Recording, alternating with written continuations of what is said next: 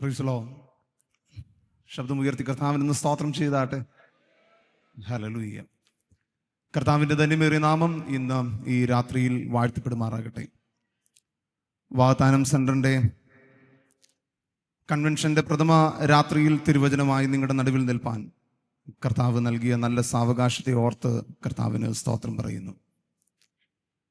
ഇന്നത്തെ ഈ കൺവെൻഷൻ കർത്താവിൽ ആശ്രയിച്ച് ലീഡ് ചെയ്യുന്ന കർത്താവിൻ്റെ ദാസൻ പ്രിയ ജോർജ് മാത്യു പാസ്റ്റർ വളരെ ചുരുങ്ങിയ സമയം കൊണ്ടും എന്നാൽ അതിശക്തമായി കർത്താവിൻ്റെ ദൂതിനെ കൈമാറി കർത്താവിൻ്റെ സന്നിധിയിൽ പ്രാർത്ഥിച്ച് ഈ മഹായോഗം ഉദ്ഘാടനം ചെയ്ത ഈ സെൻ്ററിൻ്റെ ശുശ്രൂഷനായി സേവനമനുഷ്ഠിക്കുന്ന കർത്താവിൻ്റെ ദാസൻ റെനി ജോൺ ഇടപ്പറമ്പിൽ, മറ്റ് വേദിയിലായിരിക്കുന്ന ദൈവദാസന്മാർ pastor Sunny Thomas, pastor Sebastian, E J John pastor, E J Thomas സൂട്ടി പാസ്റ്റർ, ജേക്കബ് ജോൺ, പാസ്റ്റർ സണ്ണി വാഗത്താനം, എൻ്റെ സ്നേഹിതനായിരിക്കുന്ന കർത്താവിൻ്റെ ദാസൻ പ്രിയ ബിബിൻ പാസ്റ്റർ, മറ്റ് സദസ്സിലായിരിക്കുന്ന ദൈവദാസന്മാർ, ഇന്ന് രാത്രിയിൽ ദൈവത്തിൻ്റെ വചനം കേൾപ്പാനായി കടന്നു വന്നിരിക്കുന്ന ദൈവമക്കൾ, പ്രത്യേകിച്ച് ഈ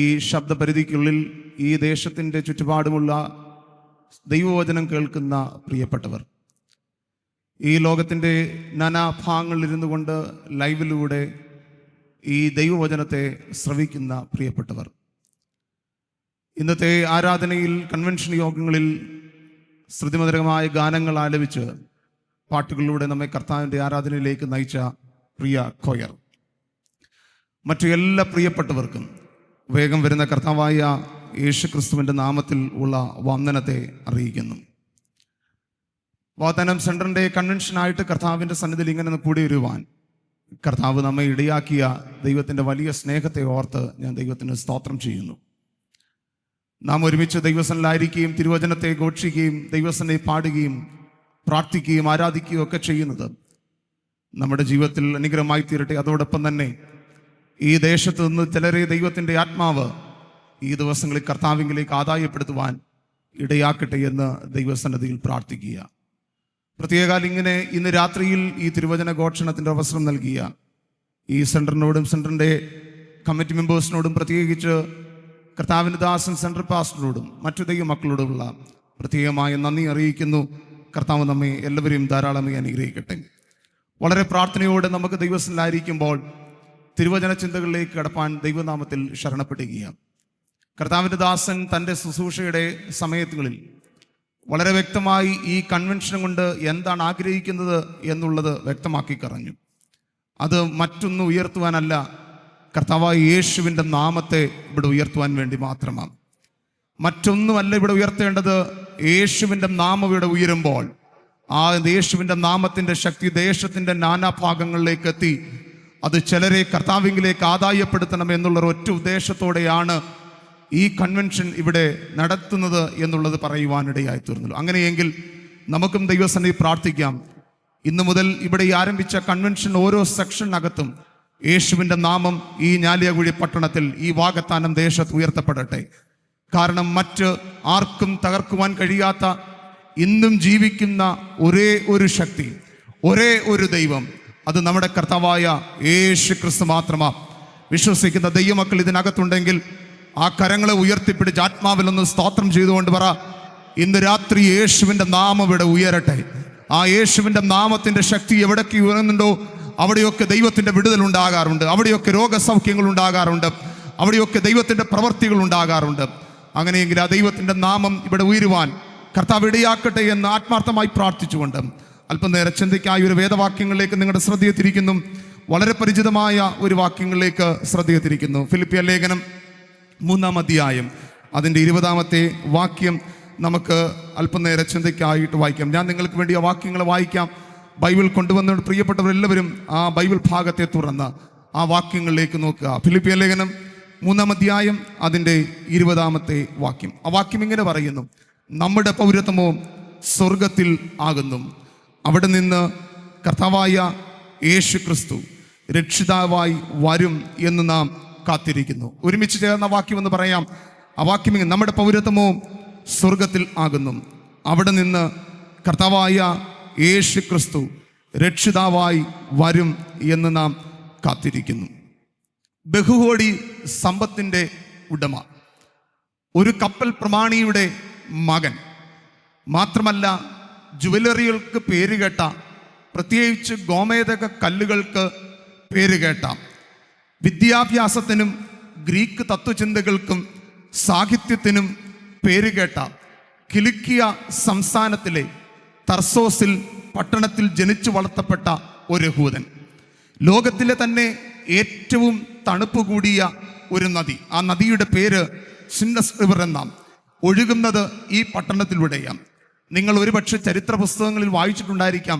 അലക്സാണ്ടർ എന്ന മഹാനായ അലക്സാണ്ടർ ഈ തണുത്ത വെള്ളത്തിൽ കുളിച്ചാണ് താൻ രോഗബാധിതനായി മാറുന്നത്.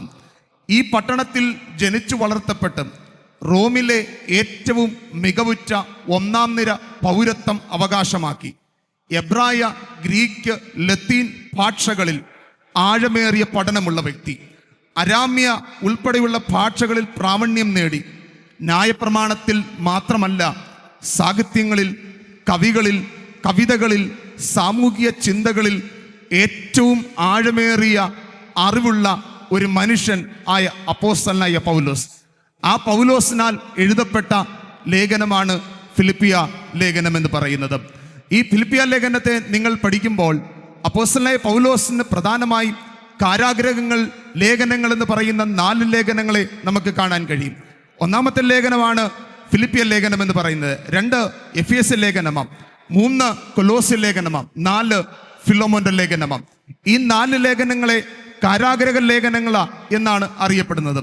ഈ കാരാഗ്രഹ ലേഖനങ്ങൾ എന്ന് ഈ 4 ലേഖനങ്ങളെ അറിയപ്പെടുമ്പോൾ തന്നെ അതിൻ്റെ ഉള്ളടക്കത്തെ നമ്മൾ ഒന്ന് ചിന്തിച്ച് പഠിക്കുമ്പോൾ ക്രിസ്തു പരിജ്ഞാന ലേഖനങ്ങൾ എന്നാണ് ഈ ലേഖനങ്ങളെ വിളിക്കുന്നത്. അതിന് പ്രധാനപ്പെട്ട കാരണമെന്ന് പറയുന്നത് ഈ ലേഖനത്തിലെ പ്രതിപാദ്യ വിഷയങ്ങളാണ്. ഒറ്റ വാക്കിൽ വേഗത്തിൽ ആ ഭാഗമൊന്ന് പറഞ്ഞു പോകാം. നാം എഫേസ്യ ലേഖനത്തിലേക്ക് കടന്നു വരുമ്പോൾ അവിടെ നമുക്ക് കാണുവാൻ കഴിയുന്നത് കർത്താവായ യേശു ക്രിസ്തുവിനെ കുറിച്ച് വ്യക്തമായി അവിടെ പറയുകയാണ്. ഈ ലേഖനങ്ങളിൽ എഫേസ്യ ലേഖനം നമ്മൾ പഠിക്കുമ്പോൾ പ്രധാനമായി കാണുവാൻ കഴിയുന്നത് ക്രിസ്തുവിൽ വസിക്കുക എന്നുള്ള ആഴമായ ചിന്തയാണ് എഫേസ്യ ലേഖനത്തിൽ നമ്മൾ കാണുവാൻ കഴിയുന്നത്. ഈ ലേഖനത്തിൽ മുഴുവനായി നിങ്ങൾ പഠിക്കുമ്പോൾ ഏകദേശം 30-ലധികം പ്രാവശ്യം എടുത്തെടുത്ത് റിപ്പീറ്റ് ചെയ്ത് പറയുന്ന പദമാണ് ക്രിസ്തുവിൽ വസിക്കുക എന്ന് പറയുന്നത്. അവിടെ നമ്മൾ മനസ്സിലാക്കുന്നത് ക്രിസ്തുവിനോട് കൂടെ വസിക്കുക എന്നുള്ളതല്ല, ക്രിസ്തുവിൽ വസിക്കുക എന്നുള്ളതാണ്. എന്താ ആ വാക്കിന്റെ അർത്ഥം? ഒരു ചിന്തകൻ ഇങ്ങനെയാണ് പറഞ്ഞിരുന്നത്: ഒരമ്മയുടെ ഉദരത്തിൽ ഒരു കുഞ്ഞ് 9 മാസം കിടക്കുമ്പോൾ ആ കുഞ്ഞിന് ആകുലകളില്ല, ആ കുഞ്ഞിന് പരിഭവങ്ങളില്ല, ആ കുഞ്ഞിന് വേദനകളില്ല. കാരണം ആ കുഞ്ഞിന് ഒരു കാര്യം ഉറപ്പാ, ഞാൻ കിടക്കുന്നത് എൻ്റെ അമ്മയുടെ ഉദരത്തിനകത്താ എന്ന് പറയുന്നത് പോലെ ക്രിസ്തുവിൽ വസിക്കുക എന്നുള്ള ആഴമേറിയ പ്രമേയത്തിൻ്റെ വിശകലനമാണ് എഫേസ്യ ലേഖനം എന്ന് പറയുന്നത്. രണ്ടാമത്തെ ലേഖനമാണ് ഫിലിപ്പിയ ലേഖനം എന്ന് പറയുന്നത്. ഫിലിപ്പിയ ലേഖനം നാം പഠിക്കുമ്പോൾ പ്രധാനമായി കാണുന്ന പ്രമേയം എന്ന് പറയുന്നത് ക്രിസ്തുവിൽ സന്തോഷിക്കുക എന്നുള്ളതാണ്. ആ പദങ്ങൾ ആ ലേഖനത്തിലൂടെ നിങ്ങൾ പഠിക്കുമ്പോൾ ഏകദേശം 16-ലധികം പ്രാവശ്യം വീണ്ടും വീണ്ടും പൗലോസ് ഓർപ്പിക്കുന്ന ഒരു പദം ക്രിസ്തുവിൽ സന്തോഷിക്കുക എന്നുള്ളതാണ്. ക്രിസ്തുവിൽ സന്തോഷിക്കാൻ പറ്റിയ സാഹചര്യമൊന്നുമല്ല തൻ്റെ ജീവിതത്തിൽ നിൽക്കുന്നത്. ആ സാഹചര്യത്തിൻ്റെ നടുവിലും കാരാഗ്രഹത്തിൻ്റെ നടുവിലും താൻ ഒരു വെളിപ്പാട് ദൈവജനത്തോട് കൈമാറുക, ഫിലിപ്പിയിലെ വിശ്വാസികളോട് കൈമാറുക. സാഹചര്യമല്ല ഒരുവനെ ക്രിസ്തുവിൽ സന്തോഷിക്കുവാൻ കാണിക്കുന്നത്, മറിച്ച് അവൻ്റെ അകത്തുള്ള വെളിപ്പാടാണ് അവനെ ക്രിസ്തുവിൽ സന്തോഷിപ്പാനായിട്ട് സാധ്യമാക്കുന്നത്. അങ്ങനെയെങ്കിൽ ഇന്ന് രാത്രിയിൽ ഞാൻ ഇവിടെ ഇരിക്കുന്ന ദൈവമക്കളോട് ഒരു കാര്യം പറയാം. നമ്മുടെ ജീവിതത്തിൻ്റെ സാഹചര്യങ്ങളല്ല നമ്മെ കർത്താവിൽ സന്തോഷിപ്പാൻ ഉത്സാഹിപ്പിക്കുന്നത്, മറിച്ച് സാഹചര്യം ഏതാണെങ്കിൽ പോലും ക്രിസ്തുവിനെ കുറിച്ചുള്ള ആഴമായ വെളിപ്പാട് അകത്ത് പ്രാപിച്ചവൻ ഇന്ന് രാത്രിയിലും പറയാൻ കഴിയുന്ന ഒരു വലിയ ആത്മീയ സത്യമുണ്ട്. സാഹചര്യത്തിനപ്പുറമായി എന്നിൽ വസിക്കുന്ന ഒരു ആഴമേറിയ വെളിപ്പാട്, അത് യേശു ക്രിസ്തുവിൻ്റെ വെളിപ്പാടാ. ആ യേശുവിൻ്റെ വെളിപ്പാട് അകത്തുള്ളവൻ ഏത് സാഹചര്യത്തിലും പറയാൻ കഴിയുന്ന വലിയ സന്ദേശം എന്ന് പറയുന്നത് ക്രിസ്തുവിൽ സന്തോഷിക്കുക എന്നുള്ളതാണ്. അപ്പോൾ എഫേസ്യ ലേഖനത്തിൽ നമ്മൾ കാണുവാൻ കഴിയുന്നത് ക്രിസ്തുവിൽ വസിക്കുക എന്നുള്ളതാണ്. എന്നാൽ ഫിലിപ്പിയ ലേഖനത്തിൽ വരുമ്പോൾ ക്രിസ്തുവിൽ സന്തോഷിക്കുക എന്നുള്ളതാണ്. കൊലോസ്യ ലേഖനത്തിലേക്ക് വരുമ്പോൾ അവിടെ പ്രധാനമായും നമ്മൾ കാണുന്ന പ്രമേയം എന്ന് പറയുന്നത് ക്രിസ്തുവിൽ സന്തോഷിക്കുക, ക്രിസ്തുവിൽ സമ്പൂർണരാകുക, അല്ലെങ്കിൽ ക്രിസ്തുവിൽ തികയുക എന്നുള്ളതാണ്. എന്താ ഈ വാക്കിന്റെ അർത്ഥം? അപ്പോസ്തലനായ പൗലോസ് കൊലോസ്യർ ലേഖനം എഴുതുമ്പോൾ താൻ അവിടെ പറയുന്ന പ്രധാന ചിന്ത ഇങ്ങനെയാണ്: നാം ക്രിസ്തുവിൽ സമ്പൂർണരാണ് എന്നുള്ളതാണ്. താൻ അതിനെ വേർച്ചുകർ പറയുമ്പോൾ ഇങ്ങനെയാണ്: വാഴ്ചകൾക്കോ അധികാരങ്ങൾക്കോ മറ്റു ഒന്നിനും ഒരു ദൈവപൈതലിനെ തകർക്കുവാൻ കഴിയുകയില്ല. കാരണം നാം ക്രിസ്തുവിൽ സമ്പൂർണരാണ് എന്നുള്ള ഏറ്റവും വലിയ ചിന്തയാ. അതിനെ ഒന്നും കൂടെ ചേർത്ത് പറഞ്ഞാൽ നാം ക്രിസ്തുവിൽ നാം തികയണം എന്നുള്ള ആഴമേറിയ ചിന്തയാണ് ആ ഭാഗങ്ങളിൽ നമ്മൾ കാണുന്നത്. ദൈവവചനം പഠിച്ചാൽ നാം എവിടെയൊക്കെയാണ് തികയേണ്ടത് എന്ന് കൃത്യമായി നമുക്ക് കാണുവാൻ കഴിയും. വിവരിക്കാൻ സമയമില്ലാത്തതുകൊണ്ട് വിവരിക്കുന്നില്ല. എങ്കിലും ഇവിടെ പറയുന്നത് നാം വിശുദ്ധിയിൽ തികയണം. 2, നാം ഐക്യതയിൽ തികയണം. 3, സ്നേഹത്തിന്റെ തികവിൽ നാം തികയണം. 4-മത്തെ കാര്യം പറയുന്നത് ദൈവത്തിന്റെ ശക്തിയിൽ നാം തികയണം. 2 കൊരിന്ത്യർ ലേഖനം 12-ാം അധ്യായം 9-ാം വാക്യത്തിൽ നാം ഇങ്ങനൊരു വാക്യം വായിക്കുന്നുണ്ട്: എന്റെ കൃപ നിനക്ക് മതി. അടുത്ത വാക്യം എങ്ങനെയാ? ആ ശക്തിയുടെ പ്രത്യേകത നിന്റെ ബലഹീനതയിൽ തികഞ്ഞു വരുന്നതാകുന്നു. ഇന്ന് രാത്രിയിൽ ഇതിനകത്തിരിക്കുന്ന ദൈവമക്കളോട് ഞാൻ ഒരു കാര്യം ആത്മാവിൽ വിളിച്ചു പറയാം. നമ്മുടെ ജീവിതത്തിൽ തികഞ്ഞു വരുന്ന ഒരു ശക്തി ഉണ്ടെങ്കിൽ, നമ്മുടെ ജീവിതത്തിൽ പൊതിഞ്ഞു വരുന്ന ഒരു ദൈവശക്തി ഉണ്ടെങ്കിൽ അത് യേശു ക്രിസ്തുവിന്റെ ശക്തി മാത്രമാ. ഇന്ന് രാത്രി ഈ ഓഡിറ്റോറിയത്തിനകത്തിരുന്ന് ഞങ്ങൾ ക്രിസ്തുവിനെ പ്രസംഗിക്കുന്നതിന്റെ പ്രധാനപ്പെട്ട കാരണം ജീവിതത്തിൽ പ്രശ്നമില്ലാഞ്ഞിട്ടല്ല, ജീവിതത്തിൽ പ്രതികൂലമില്ലാഞ്ഞിട്ടല്ല, ജീവിതത്തിൽ വേദനയില്ലാഞ്ഞിട്ടല്ല, ജീവിതത്തിൽ കഷ്ടതയില്ലാഞ്ഞിട്ടല്ല. എന്നാൽ ഈ കഷ്ടതയുടെ നടുവിലും ഈ പ്രതിസന്ധിയുടെ നടുവിലും ഞങ്ങളുടെ മേൽ പൊതിയുന്ന ഒരു ദൈവത്തിന്റെ സാന്നിധ്യമുണ്ട്, ഞങ്ങളുടെ മേൽ പൊതിയുന്ന ഒരു ദൈവത്തിന്റെ കൃപയുണ്ട്. ഇന്ന് രാത്രി അത് അനുഭവിക്കുന്ന ദൈവമക്കൾ ഇതിനകത്തുണ്ടെങ്കിൽ അതരത്തെ പൂട്ടിയിരിക്കാതെ ആത്മാവിൽ ദൈവത്തെ സ്തുതിച്ചുകൊണ്ട് പറയണം: ബലഹീനതയിൽ തികഞ്ഞു വരുന്ന ദൈവത്തിന്റെ ശക്തി ഇന്ന് രാത്രിയിൽ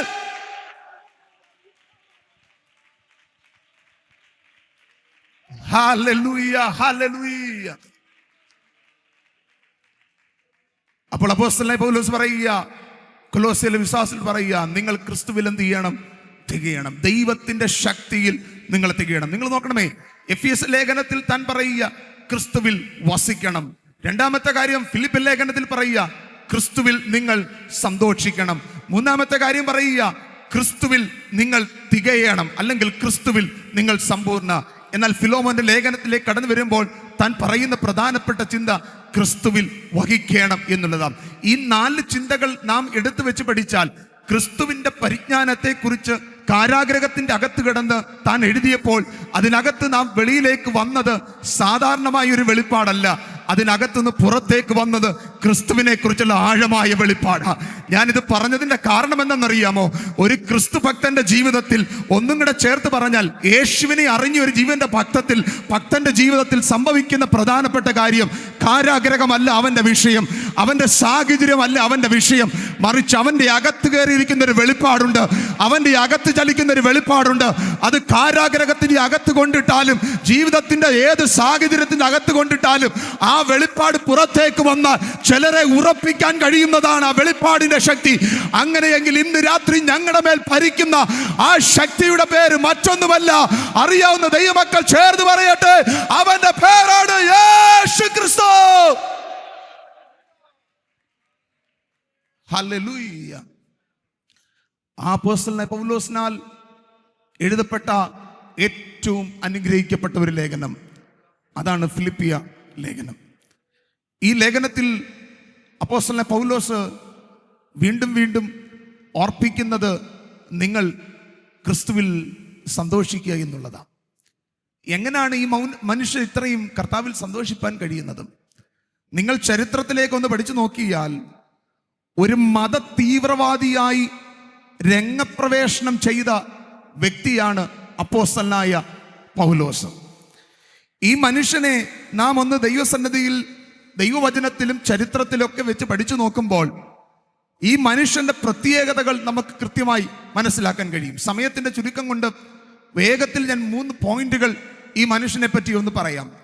1-മത്തെ പ്രത്യേകത, ന്യായപ്രമാണത്തിൽ തികവുള്ള മനുഷ്യനാണ് അപ്പോസ്തലനായ പൗലോസ്.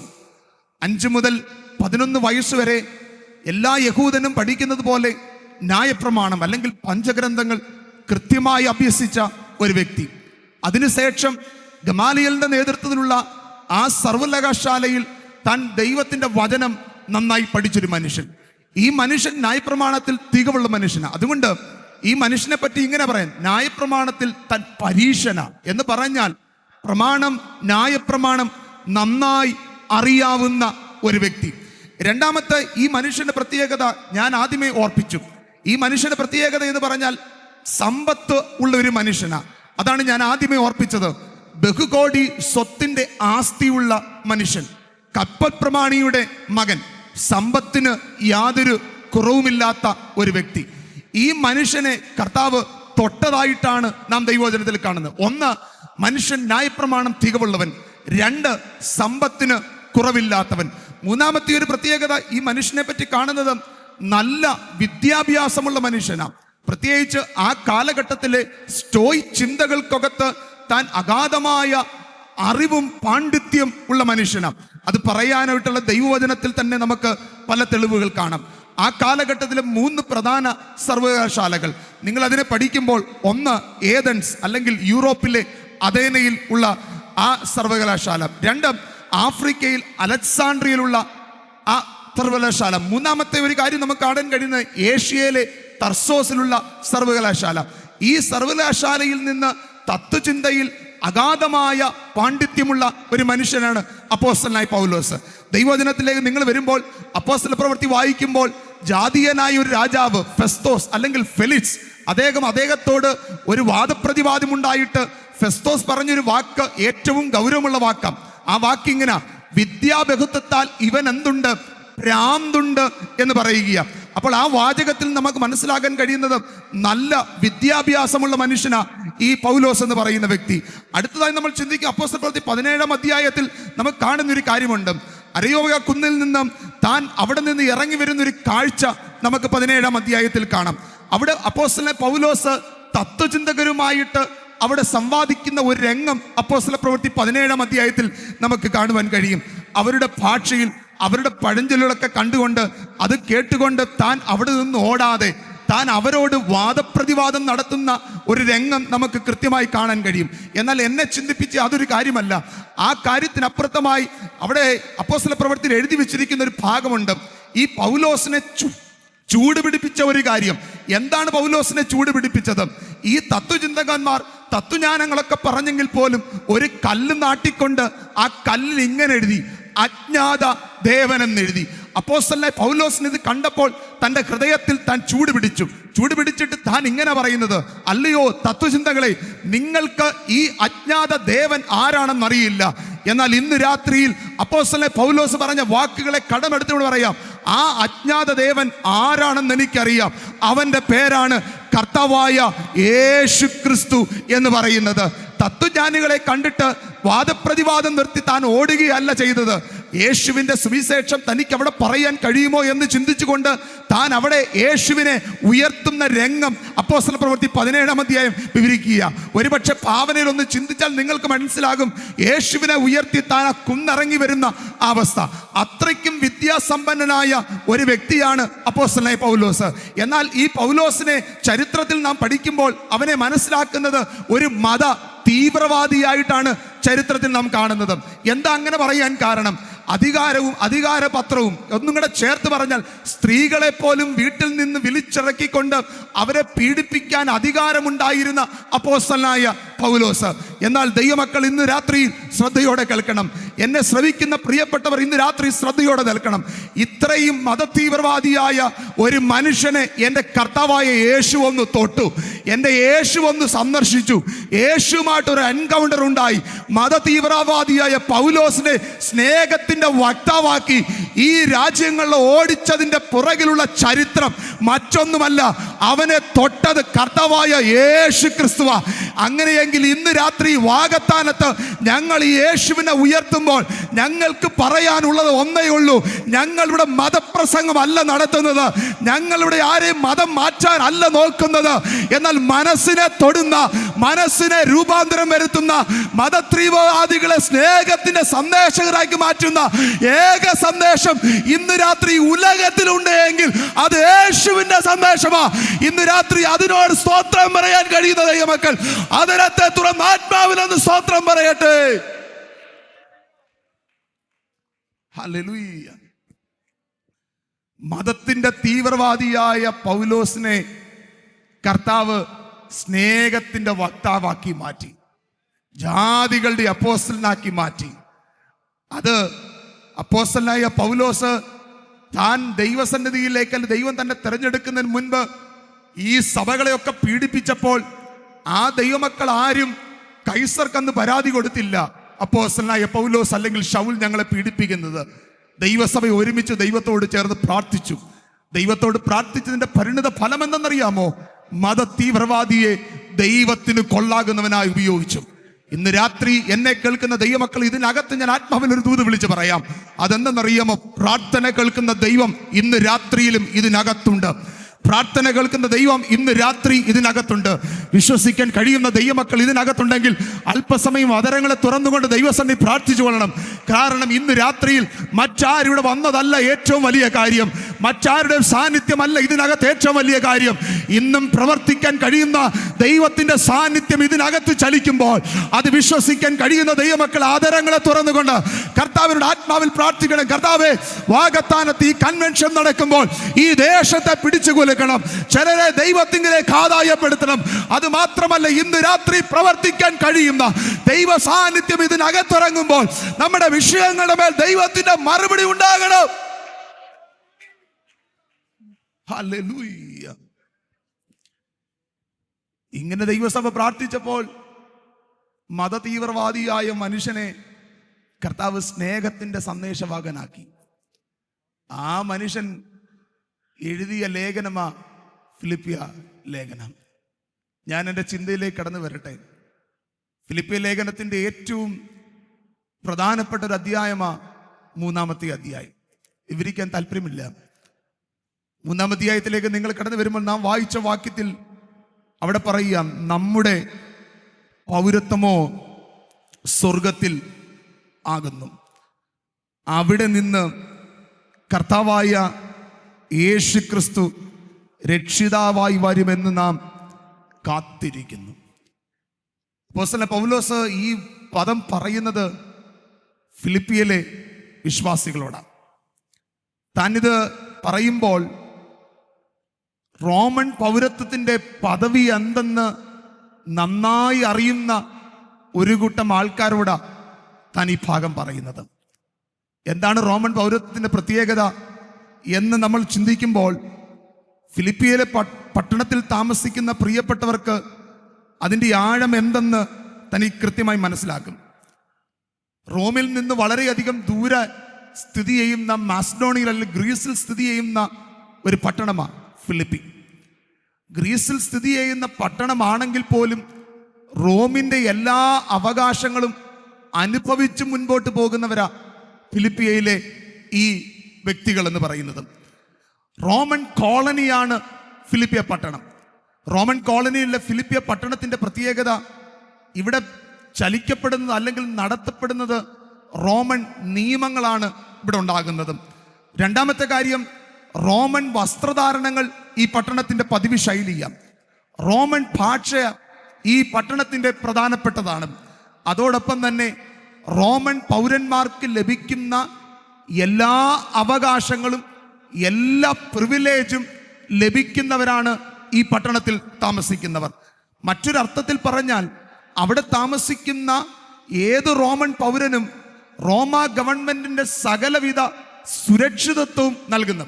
ഇത്രയെല്ലാം പ്രിവിലേജസ് എന്താണെന്ന് കൃത്യമായി അറിയാവുന്നവരോട് അപ്പോസ്തലനായ പൗലോസ് പറയുക, നമ്മുടെ പൗരത്വമോ സ്വർഗത്തിൽ ആകുന്നു എന്നാണ്. നമ്മുടെ പൗരത്വമോ സ്വർഗത്തിൽ ആകുന്നു. ഞാൻ പറഞ്ഞല്ലോ, എല്ലാ തരത്തിലുള്ള പ്രിവിലേജും റോമൻ പൗരന്മാർക്ക് കിട്ടാറുണ്ട്. 1-2 കാര്യങ്ങൾ വേഗത്തിൽ പറയാം. എന്താണ് 1-2 പ്രിവിലേജ്? ഒന്നാമത്തെ പ്രിവിലേജ് എന്ന് പറഞ്ഞാൽ റോമൻ പൗരന്മാരെ ക്രൂശിൽ തറയ്ക്കാൻ യാതൊരു അവകാശവുമില്ല. രണ്ടാമത്തെ കാര്യം എന്ന് പറഞ്ഞാൽ സീസറിന്റെ അടുത്തേക്ക് യാതൊരു അപ്പീലുമില്ലാതെ കയറിപ്പോകുവാനുള്ള അവകാശമുണ്ട്. ടാക്സ് ബെനിഫിറ്റ് ഉണ്ട്, ലാൻഡ് റൈറ്റ്സ് ഉണ്ട്, ബിസിനസ് റൈറ്റ് ഉണ്ട്, എക്കണോമിക്കലും സോഷ്യലുമായ അഡ്വാൻറ്റേജ് ഉണ്ട്. അതോടൊപ്പം തന്നെ രാഷ്ട്രീയമായ പ്രൈഡ് ഉണ്ട്. ഞാൻ റോമ പൗരക്കാരൻ ആണ് എന്ന് പറയുന്നത്. ഈ അർത്ഥത്തിൽ ജീവിക്കുന്ന ആ ഫിലിപ്പിയിലുള്ള പ്രിയപ്പെട്ടവരോട് പറയുക, റോമിൻ്റെ പൗരത്വത്തിൻ്റെ പ്രിവിലേജ് എന്താണെന്ന് നിങ്ങൾക്കറിയാമെങ്കിൽ അതുപോലെ അതിനേക്കാട്ട് ശ്രേഷ്ഠമായ ഒരു പ്രിവിലേജ് നമുക്കുണ്ട്. കാരണം നാം എന്ന് പറയുന്നത് സ്വർഗത്തിലെ പൗരന്മാരാണ്.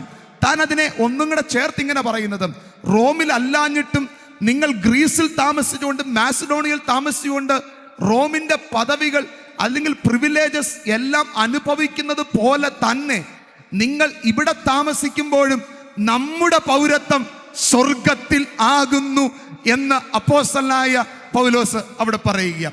ഇനി ആ ഭാഗത്തെ നിങ്ങൾ ശ്രദ്ധിക്കണം.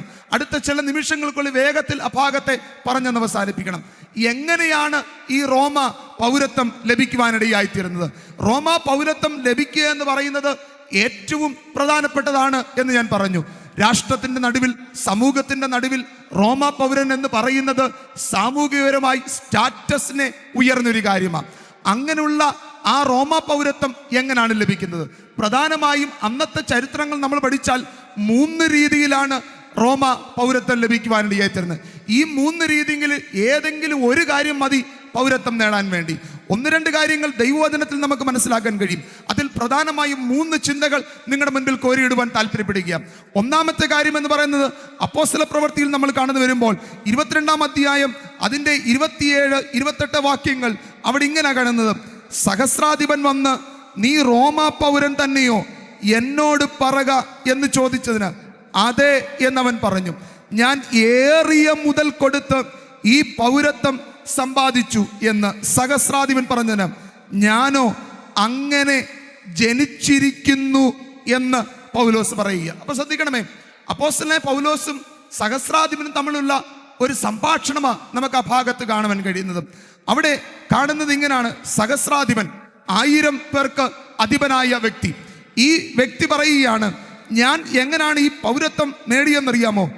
ഏറിയ മുതൽ കൊടുത്താണ് ഞാൻ ഈ പൗരത്വം നേടിയത്. അപ്പോൾ പൗരത്വം, റോമൻ പൗരത്വം നേടാൻ ഒന്നാമത്തെ ക്രൈറ്റീരിയ എന്ന് പറയുന്നത് വലിയ മുതൽ മുടക്കി മാത്രമേ നമുക്ക് എന്ത് ചെയ്യാൻ കഴിയത്തുള്ളൂ? റോമ പൗരത്വം നേടാൻ കഴിയുകയുള്ളൂ. ഒന്നും കൂടെ പറയാം, മുതൽ മുടക്കിയെങ്കിൽ മാത്രമേ റോമ പൗരത്വം നേടാൻ കഴിയത്തുള്ളൂ.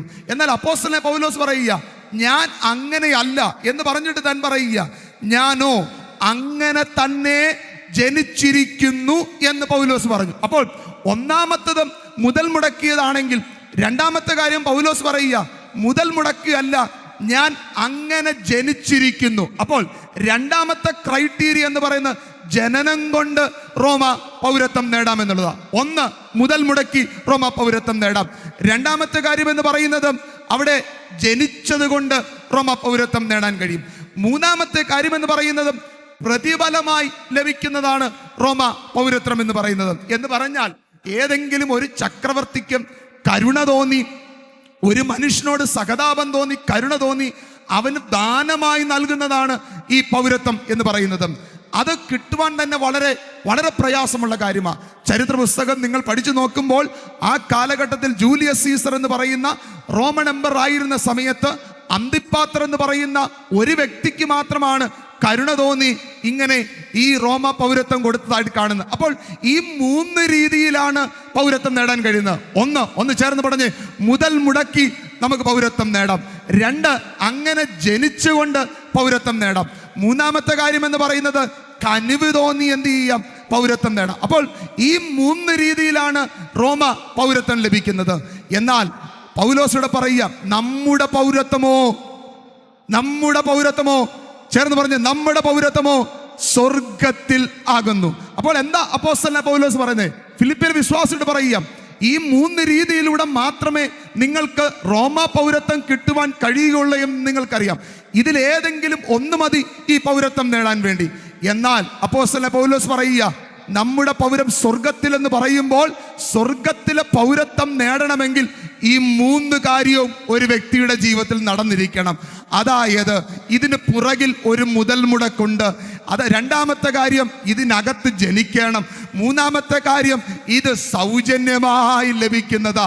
അപ്പോൾ ദൈവമക്കൾ മനസ്സിലാക്കേണ്ട ഒരു കാര്യം, ഈ സെൻട്രൽ കൺവെൻഷൻ നടത്തിയതിൻ്റെ ഉദ്ദേശം ഞങ്ങൾക്കിവിടെ വന്ന് ഒരുമിച്ച് കൂടിയിരിക്കാൻ മാത്രമല്ല, ആരാധിപ്പാൻ മാത്രമല്ല, ഈ ഭാരതത്തിൻ്റെ, ഈ ദേശത്തിൻ്റെ പൗരത്വം നമുക്കുള്ളപ്പോൾ അതിൻ്റെ എല്ലാ പ്രിവിലേജും നമ്മൾ അനുഭവിക്കുമ്പോൾ തന്നെ ഈ രാത്രിയിലെ കൺവെൻഷൻ ഒരു ആഹ്വാനമാണ്. ആ ആഹ്വാനം ഏതെന്നറിയാമോ? ഇവിടുത്തെ പൗരത്വം കൊണ്ട് തീരുന്നതല്ല മനുഷ്യന്റെ ജീവിതം. ഇതിനപ്പുറത്ത് മറ്റൊരു പൗരത്വം ആവശ്യമാ. മരണത്തിന് ശേഷം മറ്റൊരു ജീവിതം ആവശ്യമാ. ആ മരണത്തിന് ശേഷം ജീവിക്കണമെങ്കിൽ അത് സ്വർഗത്തിലെ പൗരത്വം ആവശ്യമാ. ഇന്ന് രാത്രി ഈ കൺവെൻഷന്റെ പ്രഥമ യാത്രയിൽ ഇന്ന് രാത്രി ശബ്ദത്തിൽ കേൾക്കുന്ന പ്രിയപ്പെട്ടവരെയോ, ഇവിടം കൊണ്ട് തീരുന്നതല്ല മനുഷ്യന്റെ ജീവിതം. ഇതിനപ്പുറത്തൊരു ജീവിതമുണ്ട്. ആ ജീവിതത്തിലേക്ക് കടക്കണമെങ്കിൽ നാം സ്വർഗത്തിലെ പൗരത്തിന് അവകാശികളായി മാറണം. അപ്പൊ 3 ക്രൈറ്റീരിയ കൊണ്ട് റോമൻ പൗരത്വം നേടാം. എന്നാൽ ഈ പൗരത്വം നേടാൻ, സ്വർഗത്തിലെ പൗരത്വം നേടാൻ 3 കാര്യവും ഒരുമിച്ച് വേണം. വേഗത്തിൽ അത് ചിന്തിച്ച് വാക്കുകൾ അവസാനിപ്പിക്കാം. ഒന്നാമത്തത്, ഇതിനൊരു മുതല് മുടക്കണം. എന്താണ് സ്വർഗത്തിലെ പൗരത്വത്തിന്റെ മുതല് മുടക്ക്? സഹസ്രാധിപൻ പറഞ്ഞൊരു കാര്യമുണ്ട്, ഞാൻ ഏറിയ മുതല് മുടക്കിയ ഈ പൗരത്വം നേടിയത്. എന്നാൽ സ്വർഗത്തിലെ പൗരത്വം നേടുവാൻ ഒരു മുതലുണ്ട്, ഒരു മുതല് മുടക്കി. അതെന്താണെന്നറിയാമോ? കർത്താവായ യേശുക്രിസ്തുവിന്റെ രക്തമെന്ന മുതലാണ്. അപ്പൊ സ്വർഗത്തിലെ പൗരത്വം നേടാൻ നമുക്ക് വേണ്ടി മുതല് മുടക്കിയത് മറ്റൊന്നുമല്ല, കർത്താവായ യേശുക്രിസ്തുവിന്റെ രക്തമാണ്. എന്താ ഈ രക്തത്തിന്റെ പ്രത്യേകത? നമുക്കെല്ലാവർക്കും അറിയാം, മനുഷ്യന്റെ പാപത്തെ കഴുകിക്കളയാൻ ഇന്ന് ഈ ലോകത്തിൽ മറ്റൊന്നിനും കഴിയുകയില്ല. മനുഷ്യന്റെ പാപത്തെ കഴുകിക്കളയാൻ കഴിയുന്ന ഒന്നേ ഉള്ളൂ, അത് യേശുക്രിസ്തുവിന്റെ പുണ്യാക രക്തമാണ്. എന്താ ഈ രക്തത്തിന്റെ പ്രത്യേകത? പല പ്രത്യേകതകളുണ്ട്. 2 പ്രത്യേകത ഞാൻ വേഗത്തിൽ പറയാം. ഒന്നാമത്തെ പ്രത്യേകത, മനുഷ്യന്റെ പാപത്തെ കഴുകിക്കളയാൻ. അതെന്താ? മനുഷ്യന്റെ പാപത്തെ കഴുകിക്കളയാൻ രക്തം കൊണ്ട് മാത്രമേ കഴിയുകയുള്ളൂ. കാരണം അത് മനസ്സിലാക്കണമെങ്കിൽ പാപം എന്തെന്ന് നമ്മൾ മനസ്സിലാക്കണം. പാപം എന്ന് പറയുന്നത് ഒരു മനുഷ്യന്റെ പ്രവൃത്തിയിൽ ഒതുങ്ങുന്നതല്ല പാപം എന്ന് പറയുന്നത്. മറിച്ച് പാപം എന്ന് പറയുന്നത് മനുഷ്യന്റെ അവസ്ഥയാണ്. ഒന്നും കൂടെ ചേർത്ത് പറഞ്ഞാൽ, തിന്മയോടുള്ള മനുഷ്യന്റെ ആഗ്രഹമാണ് പാപം എന്ന് പറയുന്നത്. അതുകൊണ്ട് പൗലോസ് പറയുന്നൊരു വാചകമുണ്ട്, നന്മ ചെയ്യണമെന്ന് എനിക്ക് ആഗ്രഹമുണ്ടായിട്ടും പലപ്പോഴും അതെന്തായി മാറുക? തിന്മയായി മാറുക. അപ്പോൾ എന്താ പാപം? പാപം എന്ന് പറയുന്നത് മനുഷ്യന്റെ പ്രവൃത്തിക്കകത്ത് ഒതുങ്ങുന്ന ഒന്നല്ല. പാപം എന്ന് പറയുന്നത് മനുഷ്യന്റെ അവസ്ഥയാ. ഈ അവസ്ഥയെ മാറ്റുവാൻ ലോകത്തിലെ ഒരു കർമ്മങ്ങൾക്കും കഴിയുകയില്ല. ഈ അവസ്ഥയെ മാറ്റുവാൻ ലോകത്തിലെ ഒരു ആചാരങ്ങൾക്കും കഴിയുകയില്ല. കടലിലെ വെള്ളം മുഴുവനും കൊണ്ടുവന്ന് അതിനകത്ത് കുളിച്ചാൽ പോലും മനുഷ്യന്റെ ഈ അവസ്ഥയെ മാറുകയില്ല. കാരണം ഇത് മനുഷ്യന്റെ പുറത്തല്ല ഉണ്ടാകുന്നത്, മനുഷ്യന്റെ അകത്ത. ഈ അകത്ത് രൂപാന്തരം വരുത്തുവാൻ, പാപത്തെ കഴുകിക്കളയുവാൻ ഇന്ന് ലോകത്തിൽ മറ്റൊരു ആചാരങ്ങൾക്കും കഴിയാത്തപ്പോൾ, അനുഷ്ഠാനങ്ങൾക്കും കഴിയാത്തപ്പോൾ, ഇന്ന് രാത്രിയിൽ ഈ പട്ടണത്തിന്റെ ഹൃദയഭാഗത്ത് ഞങ്ങൾ വിളിച്ചു പറയാം, പാപത്തെ കഴുകിക്കളയുവാൻ ഏക മാർഗം എന്ന് പറയുന്നത് അത് കർത്താവായ യേശുവിന്റെ രക്തമാണ്. അതുകൊണ്ട് എന്നെ കേൾക്കുന്ന പ്രിയ സ്നേഹിതരെ, ദൈവമക്കളെ, മനുഷ്യനെ രക്ഷിപ്പാൻ, മനുഷ്യന്റെ അവസ്ഥയ്ക്ക് മാറ്റം വരുത്തുവാൻ ഈ ലോകത്തിൽ മറ്റൊന്നിനും കഴിയുകയില്ല. ഈ ഞാലിയാകുരുടെ ഹൃദയഭാഗത്ത് ഈ മൈക്കും വെച്ച് ഞങ്ങൾ ഇവിടെ ഇരുന്ന് ഇത് പറയുന്നത് സാമ്പത്തികമായി ഞങ്ങൾക്കുള്ളത് കൊണ്ടല്ല, മറിച്ച് ഞങ്ങൾ മനസ്സിലാക്കിയ ഒരു സത്യമുണ്ട്. മനുഷ്യനെ രക്ഷയിലേക്ക് കൊണ്ടുവരുവാൻ, മനുഷ്യന് രൂപാന്തരം നൽകുവാൻ, അവന്റെ അവസ്ഥയ്ക്ക് മാറ്റം വരുത്തുവാൻ, അവന്റെ പാപത്തെ കഴുകിക്കളയുവാൻ ഈ ലോകത്തിലെ ഒരു കർമ്മങ്ങൾക്കും ഒരാചാരങ്ങൾക്കും കഴിയാത്തപ്പോൾ ഞങ്ങൾ രക്ഷിക്കപ്പെട്ടത്, ഞങ്ങൾക്ക് മാറ്റമുണ്ടായത്, ഞങ്ങൾ വിടുവിക്കപ്പെട്ടത് മറ്റൊരാളുടെ വാക്കിനകത്തല്ല, ഞങ്ങളെ ശുദ്ധീകരിച്ച യേശുവിന്റെ രക്തമാ. ഇന്ന് രാത്രി അത് അനുഭവിക്കുന്ന ദൈവമക്കൾ, ആ രക്ഷയുടെ സന്തോഷം അനുഭവിക്കുന്ന ദൈവമക്കൾ ആത്മാവിൽ കർത്താവിനെ ഒന്ന് സ്തുതിക്കട്ടെ. ഹല്ലേലൂയ. അതുകൊണ്ട് ഞാനൊരു ദൈവദാസൻ ഇവിടെ പറയാം, നിങ്ങളുടെ പാപം എത്ര കടുംചുമപ്പാണെങ്കിലും അതിനെ ഹിമം പോലെ വെളുപ്പിക്കാൻ, നിങ്ങളുടെ പാപം എത്ര കടുംചുമപ്പാണെങ്കിലും അത് ഹിമം പോലെ വെളുപ്പിക്കാൻ കഴിയുന്ന ഒറ്റ പുണ്യാക രക്തം, അത് യേശുവിന്റെ രക്തമാ. കാൽവറി ക്രൂശിൽ ചൊരിഞ്ഞ യേശുവിന്റെ രക്തമാ.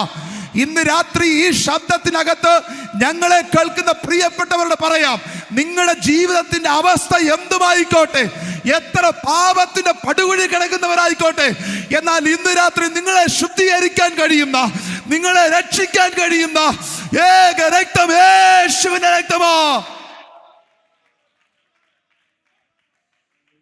ഹല്ലേലൂയ. ഈ സുവിശേഷം പറയാനാ വാകത്താനത്ത് ഇങ്ങനെ സെൻട്രൽ കൺവെൻഷൻ. ഈ രക്ഷയിലേക്ക് നിങ്ങളെ കൊണ്ടുവരുവാനാ ഈ സെൻട്രൽ കൺവെൻഷൻ നടത്തിയത്. അതാ കർത്താവിന്റെ ദാസനോട് പറഞ്ഞത്, മറ്റാരുടെ പേരല്ല ഇവിടെ ഉയരേണ്ടത്, രക്ഷിക്കാൻ കഴിയുന്ന രക്ഷിതാവിന്റെ പേരാ, രക്ഷിക്കാൻ കഴിയുന്ന രക്ഷിതാവിന്റെ പേരാ. അതുകൊണ്ടാണ് ഈ ഉച്ചശ്രേണി ഞങ്ങൾ വിളിച്ചു പറയുന്നത്, നിങ്ങളുടെ അവസ്ഥയ്ക്ക് ഇന്ന് രാത്രി മാറ്റം വരുത്താൻ ദൈവം കഴിയും. ഇന്ന് രാത്രി നിങ്ങളുടെ അവസ്ഥയ്ക്ക് മാറ്റം വരുത്താൻ കഴിയും.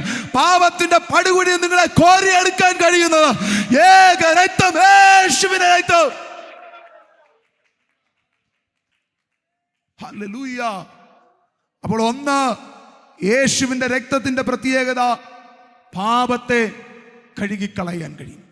രണ്ടാമത്തെ ഈ രക്തത്തിന്റെ പ്രത്യേകത, ഇത് പ്രായശ്ചിത്ത രക്തമാണ്. എന്താ ആ വാക്കിന്റെ അർത്ഥം? ഇംഗ്ലീഷ് അപ്രീഷിയേഷൻ എന്നാ പറയുന്നത്.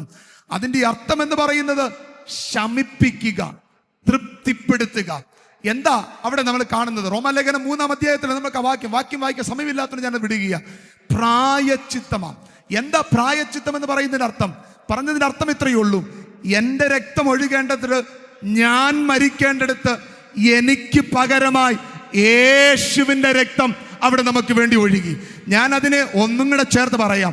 ദൈവത്തിന്റെ കോപത്തെ ശമിപ്പിപ്പാൻ മറ്റൊരു രക്തങ്ങൾക്കോ ആചാരങ്ങൾക്കോ മറ്റൊന്നിനും കഴിയാതിരുന്നപ്പോൾ ദൈവത്തിന്റെ കോപത്തെ ശമിപ്പിപ്പാൻ കഴിഞ്ഞത് യേശുക്രിസ്തുവിന്റെ പുണ്യാക രക്തമാണ്.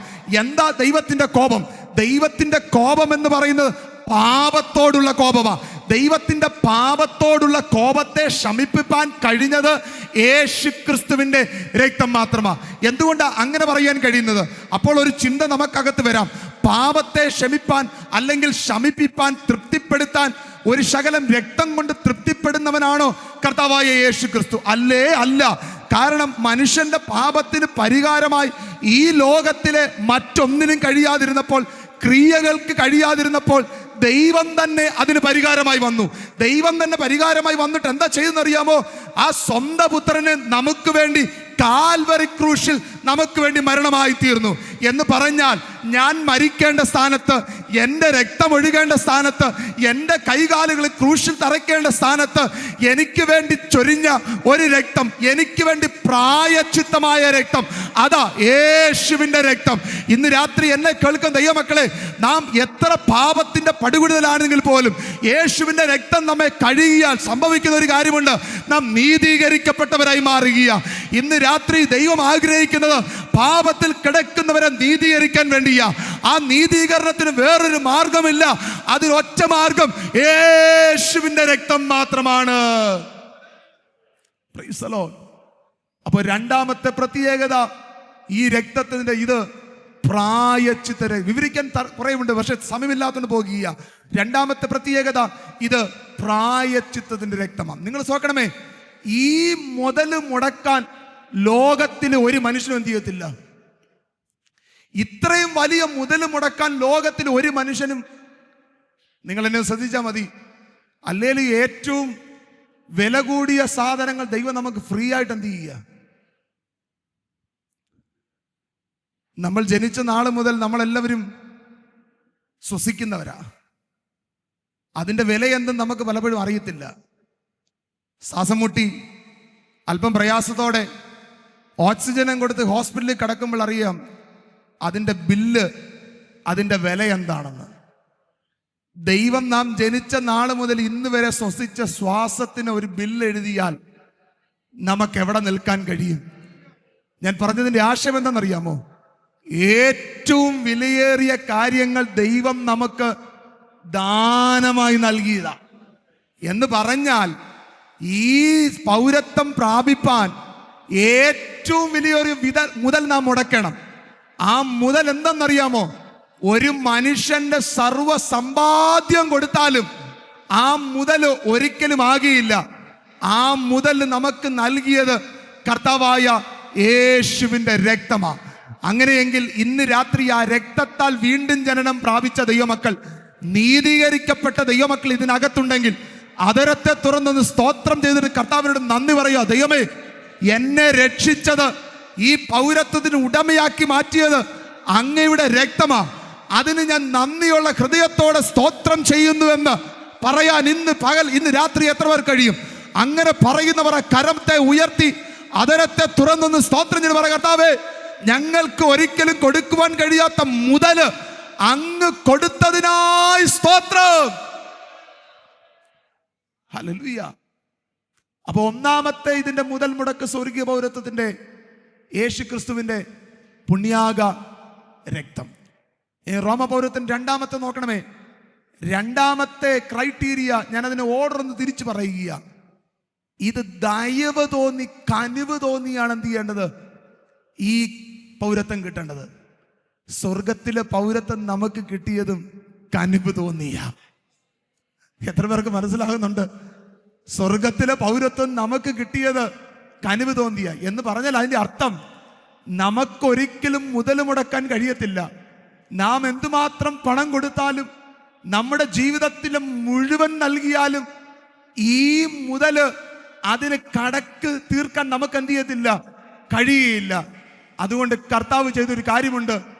ഈ പൗരത്വം നമുക്ക് സൗജന്യമായി നൽകി. എന്റെ പൊന്ന് ദൈവമക്കളെ, ഇതിനകത്തിരിക്കുന്നവരോട് ഞാനൊരു കാര്യം പറയാം.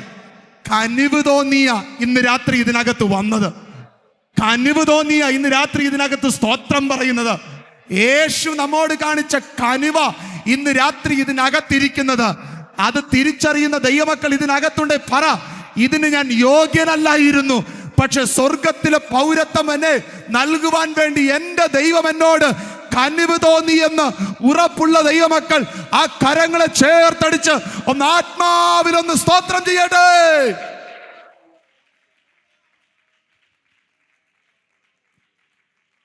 ഹല്ലേലൂയ. അവിടെ വിശദീകരിക്കാൻ താല്പര്യപ്പെടുന്നില്ല, സമയമില്ലാത്തത് കൊണ്ടാണ്. അപ്പോൾ ഒന്ന്, ഏറ്റവും വലിയ മുതൽ ആര് മുടക്കി? കർത്താവായ യേശു മുടക്കി. രണ്ടാമത്തെ ക്രൈറ്റീരിയ, അവൻ നമ്മോട് എന്ത് ചെയ്തു? കരുണ തോന്നി. മൂന്നാമത്തേതാ ഇതിനകത്ത് ഏറ്റവും പ്രധാനപ്പെട്ട കാര്യം, അവിടെ പറയുക, റോമൻ പൗരത്വം കിട്ടണമെങ്കിൽ നീ അങ്ങനെ എന്ത് ചെയ്യണം? ജനിക്കണം. ശ്രദ്ധിക്കണമേ, സ്വർഗീയ പൗരത്വം ലഭിക്കണമെങ്കിൽ പോലും നാം എന്ത് ചെയ്യണം? നാം ജനിക്കണം. ഇതാണ് അതിൻ്റെ ഏറ്റവും പ്രധാനപ്പെട്ടത്, ജനിക്കണം. എന്താ ഇവിടെ ജനനമെന്ന് അർത്ഥമാക്കുന്നത്? ഉദരത്തിൽ നിന്നുള്ളൊരു ജനനത്തിനെ അല്ല കുറിച്ച് ഇവിടെ പറയുന്നത്. സ്വാഭാവികമായ ഒരു ജനനമല്ല പറയുന്നത്, മറിച്ച് ആത്മാവിൻ്റെ ജനനമെന്ന, അതിനെയാണ് നമ്മൾ വിളിക്കുന്നത് വീണ്ടും ജനനമെന്ന് പറയുന്നത്. അപ്പൊ സ്വർഗീയ പൗരത്വം നമുക്ക് ലഭിക്കണമെങ്കിൽ നാം എന്ത് ചെയ്യണം? വീണ്ടും ജനിക്കണം. ഈ സുവിശേഷ യോഗത്തിന്റെ ഏറ്റവും പ്രധാനപ്പെട്ട ഭാഗമായുള്ള വളരെ വേഗത്തിൽ ഞാനത് പറഞ്ഞ് അവസാനിപ്പിക്കണം. ശ്രദ്ധിക്കണമേ, ഈ വീണ്ടും ജനിക്കാത്ത ഒരുവന് എന്ത് ലഭിക്കയില്ല? സ്വർഗീയ പൗരത്വം ലഭിക്കുകയില്ല. എന്താ വീണ്ടും ജനനം എന്ന് പറയുന്നത്? ഒറ്റവാക്യത്തിൽ നമുക്കിങ്ങനെ പറയാം, കർത്താവായ യേശു ക്രിസ്തുവിനെ രക്ഷിതാവായി ഹൃദയത്തിൽ സ്വീകരിക്കുകയും വായ് കൊണ്ട് ഏറ്റുപറയുകയും ചെയ്യുന്ന ഏവനും ദൈവമക്കളായി തീരുവാനുള്ള അവകാശം ലഭിച്ചു. അപ്പോൾ വീണ്ടും ജനനത്തെക്കുറിച്ച് നമ്മൾ പഠിക്കുമ്പോൾ ഒറ്റവാക്കിൽ പറഞ്ഞാൽ ഇങ്ങനെയുള്ളൂ, യേശുവിനെ ആരാണെന്ന് പറയണം? എൻ്റെ രക്ഷിതാവും എൻ്റെ കർത്താവുമാണെന്ന് ഹൃദയത്തിൽ സ്വീകരിച്ച് വായ് കൊണ്ട് ഏറ്റുപറയുന്നവൻ എല്ലാവരും ആരായി മാറും? ദൈവമക്കളായി തീരുവാൻ കഴിയും. അപ്പോസ്തലനായ പൗലോസ് ഇതിനെക്കുറിച്ച് പറയുമ്പോൾ ഒരു വാക്ക് പറയുന്നു, ഒരുവൻ ക്രിസ്തുവിലായാൽ അവൻ എന്താകുന്നു? പുതിയ സൃഷ്ടിയാകുന്നു. അടുത്ത വാക്യം അറിയാവുന്നവർ ചേർന്ന് പറഞ്ഞേ, പഴയത് എന്ത് ചെയ്തു? കഴിഞ്ഞു പോയി. അപ്പോൾ ഒരുവൻ ക്രിസ്തുവിലാകുമ്പോൾ അവൻ എന്തായി മാറുക? പുതിയ സൃഷ്ടിയായി മാറുക. എന്താ ഈ പുതിയ സൃഷ്ടി കൊണ്ട് അവിടെ ചിന്തിക്കുന്നത്? ഞാൻ ആദ്യമേ പറഞ്ഞു, ഇത് സ്വാഭാവികമായ ഒരു ജനനമല്ല. ഒരു മനുഷ്യന്റെ ജീവിതത്തെ പഠിച്ചാൽ 3 ഘടകങ്ങളാണ്: ദേഹി, ദേഹം, ആത്മാവ്. 3 ഘടകങ്ങളാണ്. ഈ 3 ഘടകങ്ങളെ നമ്മൾ പഠിക്കുമ്പോൾ ദേഹം, ദേഹി, ആത്മാവും 3ഉം കൂടെ ചേരുമ്പോഴാണ് ഒരു മനുഷ്യൻ ആയി മാറുന്നത്. ഒരു മനുഷ്യൻ മരിച്ചു കഴിഞ്ഞാൽ അവന്റെ ദേഹം ഈ പൊടിയിലേക്ക് തിരിയുക, ആത്മാവ് അതിന് നൽകപ്പെട്ട സ്ഥാനങ്ങളിലേക്ക് പോകുക. എന്നാൽ ഇത് രണ്ടും കൂടെ ചേരുമ്പോഴാണ് അത് ദേഹിയായി മാറുന്നത്. സംഭവിക്കുന്ന ഒരു കാര്യം, മനുഷ്യന്റെ ജീവിതത്തിൽ ആത്മീക മരണം സംഭവിച്ചാൽ സംഭവിക്കുന്നത് ആത്മാവല്ല അവനെ നിയന്ത്രിക്കുന്നത്, മറിച്ച് ദേഹമാണ് അവനെ നിയന്ത്രിക്കുന്നത്. ഞാൻ അതിനെ ഒന്നും കൂടെ ഒന്ന് തെളിയിച്ച് പറയാം. ആദിമ മാതാപിതാക്കളെ നിങ്ങൾ നോക്കിക്കേ. അവർ പാപത്തിന് മുൻപ് ജീവിച്ചപ്പോൾ ദൈവമായിട്ടുള്ള അഭേദ്യമായ ബന്ധത്തിലാണ് ജീവിച്ചത്. എന്നാൽ അവർ പാപത്തിലേക്ക് വീണ് കഴിഞ്ഞപ്പോൾ നമ്മൾ കണ്ട ഒരു കാഴ്ചയുണ്ട്. അവർ നഗ്നരെന്ന് പറഞ്ഞ് അവരെന്ത് ചെയ്യുക? ഒളിച്ചു മാറുക. അപ്പോൾ എന്തോ ഈ ആദി മാതാപിതാക്കൾ സംഭവിച്ചത് മറ്റൊന്നുമല്ല. കർത്താവ് പറഞ്ഞൊരു കാര്യം ഇതാണ്: നിങ്ങൾ ഈ വൃക്ഷത്തിന്റെ ഫലം തിന്നുന്ന ആൾ നിങ്ങൾ എന്ത് ചെയ്യും? മരിക്കും. പക്ഷെ പാപം ചെയ്തപ്പോൾ, വൃക്ഷത്തിന്റെ ഫലം തിന്നപ്പോൾ അവരെന്ത് ചെയ്തില്ല? അക്ഷരികമായി മരിച്ചില്ല, മറിച്ച് അവർ മരിച്ചത് ആന്തരികമായ. എന്ന് പറഞ്ഞാൽ ഒരു മനുഷ്യന്റെ ജീവിതത്തിലെ ആത്മാവിന്റെ മരണം സംഭവിക്കുമ്പോൾ സംഭവിക്കുന്ന ഒരു കാര്യം, പിന്നീട് അവനെ ജഡമാണ് നയിക്കുന്നത്. ആ ജഡത്തിൽ നിന്ന് ആത്മാവിന്റെ ജീവനിലേക്ക് അവനെ കൊണ്ടുവരുന്ന ഒന്നാണ് വീണ്ടും ജനനം എന്ന് പറയുന്നത്. എന്ന് പറഞ്ഞാൽ ഒരു മനുഷ്യന്റെ ഹൃദയത്തിനകത്ത് യേശു ജനിച്ചില്ല എങ്കിൽ അവനെ മുൻപോട്ട് നയിക്കുന്നത് ജഡമാണ്, അവനെ നയിക്കുന്നത് ആത്മാവല്ല. ഇന്ന് രാത്രി എന്നെ കേൾക്കുന്ന പ്രിയപ്പെട്ടവരോട് പറയാം, നാം ജഡത്തിന് അനുസരിക്കുന്നവരല്ല, മറിച്ച് നമ്മുടെ അകത്ത് ഒരാത്മാവിന്റെ ജനനം നടക്കണം. നമ്മുടെ അകത്തൊരാത്മാവിന്റെ ജനനം നടക്കണമെങ്കിൽ ചെയ്യേണ്ട ഒരു കാര്യം, ഇരിക്കുന്ന ഇടത്ത് നിന്നുകൊണ്ട് ഒറ്റ കാര്യം പറഞ്ഞാൽ മതി: യേശുവേ, അങ്ങന്റെ രക്ഷിതാവാണെന്നും അങ്ങന്റെ കർത്താവാണെന്നും ഞാൻ വായി കൊണ്ടേറ്റു പറഞ്ഞാൽ അവിടെ സംഭവിക്കുന്ന കാര്യം, അവന്റെ മരിച്ച ആത്മാവിനെ ദൈവം എഴുന്നേൽപ്പിക്കുക. പൗലോസോട് പറയുക, നാം വീണ്ടും ജനിച്ചെങ്കിൽ മാത്രമേ എന്ത് ചെയ്യത്തുള്ളൂ? സ്വർഗരാജ്യത്തിൽ, അല്ലെങ്കിൽ സ്വർഗീയ പൗരത്തിന് നമ്മൾ എന്ത് ചെയ്യത്തുള്ളൂ? അവകാശികളായി മാറുകയുള്ളൂ. ഇതൊന്ന് വേഗത്തിൽ തെളിയിച്ച് ഞാൻ എൻ്റെ വാക്കുകൾക്ക് അവസാനമാക്കാം. നിങ്ങൾ യോഹന്നാന്റെ സുവിശേഷം 3-ാം അധ്യായത്തിലേക്ക് കടന്നു വരുമ്പോൾ അവിടെ കാണുന്ന ഒരു കാര്യമുണ്ട്. 3-ാം അധ്യായത്തിൽ നിക്കോദിമോസ് എന്ന് പറയുന്ന ഒരു വ്യക്തിയെ കാണാം, ഒരു പ്രമാണിയായ മനുഷ്യൻ. ആരാണ് നിക്കോദിമോസ്? ആ കാലഘട്ടത്തിലെ പ്രധാന 3 പ്രമാണികളിൽ ഏറ്റവും പ്രധാനപ്പെട്ട ഒരു പ്രമാണിയ നിക്കോദിമോസ്. ഇദ്ദേഹം കർത്താവിൻ്റെ അടുത്തേക്ക് വന്നിട്ട് പറയുന്ന ഒരു കാര്യമുണ്ട്: ദൈവമേ, തന്നോടുകൂടെ ഇല്ല എങ്കിൽ ഈ ചെയ്യുന്ന അടയാളങ്ങൾ ചെയ്യുവാൻ ആർക്കും കഴിയുകയില്ല എന്ന് പറഞ്ഞു. ഈ വാക്കുകൾ പറഞ്ഞപ്പോൾ യേശു അവനോട് പറഞ്ഞൊരു പദം ഇങ്ങനെ. യേശു അവനോട് പറയുക, ആമേൻ ആമേൻ, ഞാൻ നിന്നോട് പറയുന്നു, പുതിയതായി ജനിച്ചില്ല എങ്കിൽ ദൈവരാജ്യം കാണാൻ കഴിയുകയില്ല. യേശു ഈ പ്രമാണിയോട് പറഞ്ഞ ഒരു ഒറ്റ പദം ഇതാ: പുതിയതായി ജനിച്ചില്ല എങ്കിൽ നിനക്ക് എന്ത് കാണാൻ കഴിയുകയില്ല? ദൈവരാജ്യം കാണുവാൻ കഴിയുകയില്ല. എന്താ യേശു ഇവിടെ പറയുന്നത്?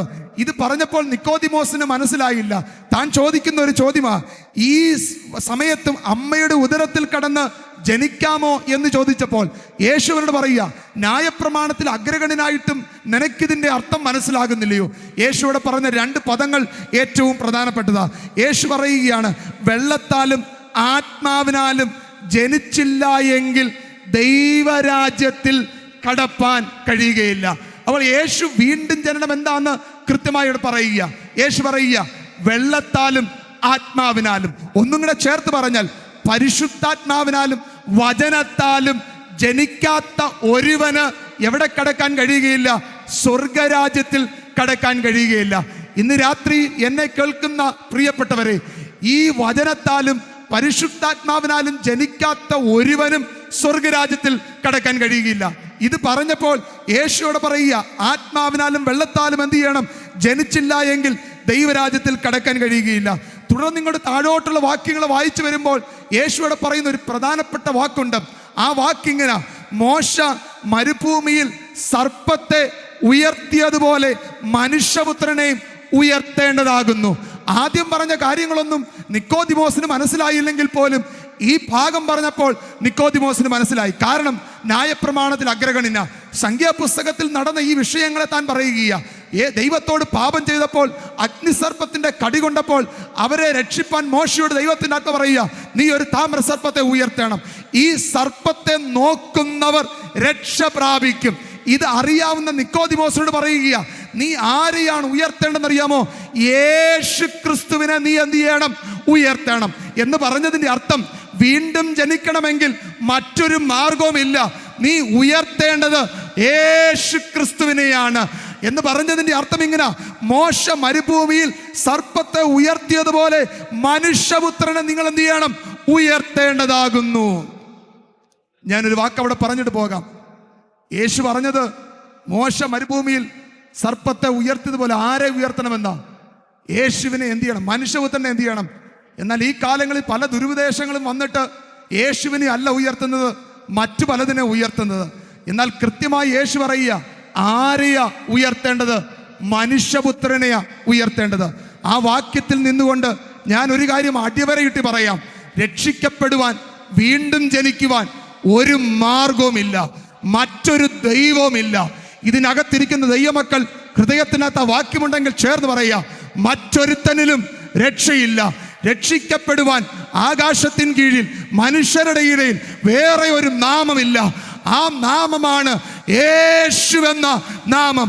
അങ്ങനെയെങ്കിൽ യേശു അവിടെ പറയുക, നീ രക്ഷപ്പെടാൻ, വീണ്ടും ജനനം പ്രാപിക്കാൻ, സ്വർഗത്തിലെ പൗരനായി മാറാൻ നീ ഒരാളിലേക്ക് നിന്റെ കണ്ണുകളെ ഉയർത്തണം. അതാരിലേക്കാണെന്നറിയാമോ? മനുഷ്യപുത്രനിലേക്ക് നിന്റെ കണ്ണുകളെ ഉയർത്തണം. അങ്ങനെയെങ്കിൽ ഇന്ന് ഈ ദേശത്തോട് ഞങ്ങളൊരു ദൈവദാസന്മാർ ഞങ്ങൾ വിളിച്ചു പറയുന്ന ഒരൊറ്റ കാര്യം, രക്ഷിക്കപ്പെടാൻ വേറൊരു വാതിലില്ല കേട്ടോ. രക്ഷിക്കപ്പെടാൻ വേറൊരു മാർഗമില്ല. രക്ഷ പ്രാപിപ്പാൻ വേറൊരു മാർഗമില്ല. രക്ഷ പ്രാപിപ്പാൻ ഉലക ചരിത്രത്തിൽ ഒറ്റ മാർഗം, അത് യേശുവിൻ്റെ നാമമാ. അത് യേശുവിൻ്റെ നാമമാ. ഇന്ന് രാത്രി ആ നാമത്തെ ഉയർത്താൻ കഴിയുന്ന ദൈവമക്കൾ ആത്മാവിലൊന്ന് അതരങ്ങളെ തുറന്നു പറ. രക്ഷിക്കപ്പെടുവാൻ ഈ ലോക ചരിത്രത്തിൽ ഏക നാമം എന്ന് പറയുന്നത് അത് യേശുവിൻ്റെ നാമമോ. ഇനി വേഗത്തിൽ എന്നെ ശ്രദ്ധിച്ചേ.